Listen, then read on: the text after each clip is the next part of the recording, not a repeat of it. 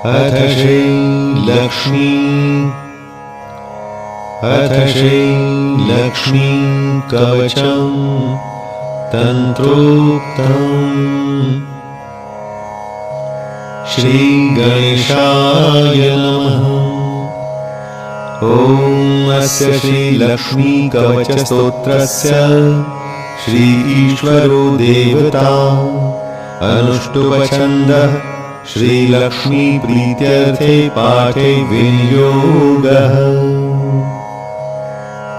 ॐ लक्ष्मी मे चाग्रतः पातु कमला पातु पृष्ठतः नारायणी शीर्षदेशे सर्वाङ्गे श्रीस्वरूपिणी रामपत्नी तु प्रत्यङ्गे सदावतु शमेश्वरी विशालाक्षी योगमाया कौमारी चक्रिणी तथा जयदात्री धनदात्री पाशाक्षमालिनी शुभा हरिप्रिया हरिरामा जयंकरी महोदरी कृष्णपरायणा देवी श्रीकृष्ण मनमोहिनी जयंकरी महारौद्री सिद्धिदात्री शुभंकरी सुखदा मोक्षदा देवी चित्रकूट निवासिनी भयं हरतु भक्तानां भवबन्धं विमुच्यतु।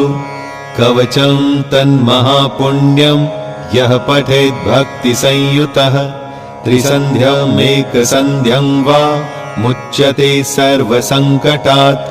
एतत् कवचस्य पठनं धनपुत्र विवर्धनं भीतिर्विनाशनं चैव त्रिषु लोकेषु कीर्तितं। भूर्जपत्रे समालिख्य रोचना कुङ्कुमेन तु धारणाद्गलदेशे च सर्वसिद्धिर्भविष्यति। अपुत्रो लभते पुत्र धनार्थी लभते धनं मोक्षार्थी मोक्षमाप्नोति कवचस्य प्रसादतः। गर्भिणी लभते पुत्रं वन्ध्या च गर्भिणी भवेत् धारयेद्यपि कण्ठे च अथवा वामबाहुके। यः पठेन्नियतं भक्त्या स एव विष्णुवद्भवेत्। मृत्युव्याधिभयं तस्य नास्ति किञ्चिन्महीतले।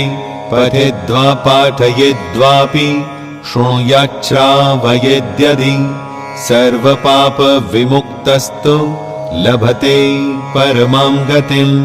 सङ्कटे विपदे घोरे तथा च गहने वने राजद्वारे च नौकायां तथा च रणमध्यतः पठनाद्धारणादस्य जयमाप्नोति निश्चितम्। अपुत्रा च तथा वन्ध्या त्रिपक्षं शृणुयाद्यदि सुपुत्रं लभते सा तु दीर्घायुष्कं यशस्विनं।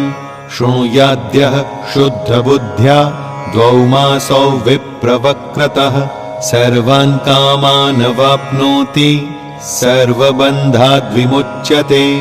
मृतवत्सा जीववत्सा त्रिमासं श्रवणं यदि रोगी रोगाद्विमुच्येत पठनान्मासमध्यतः। लिखित्वा भूर्जपत्रे च अथवा ताडपत्रके स्थापयन्नियतं गेहे नाग्निचौरभयं क्वचित्। शृणुयाद्धारयेद्वापि पठेद्वा पाठयेदपि यः पुमान् सततं तस्मिन् प्रसन्नः सर्वदेवतः। बहुना किमिहोक्तेन सर्वजीवेश्वरेश्वरी आद्याशक्तिर्महालक्ष्मीर्भक्तानुग्रहकारिणी धारके पाठके चैव निश्चला निवसेत् ध्रुवम्। इति तन्त्रोक्तं लक्ष्मी कवचं सम्पूर्णम्।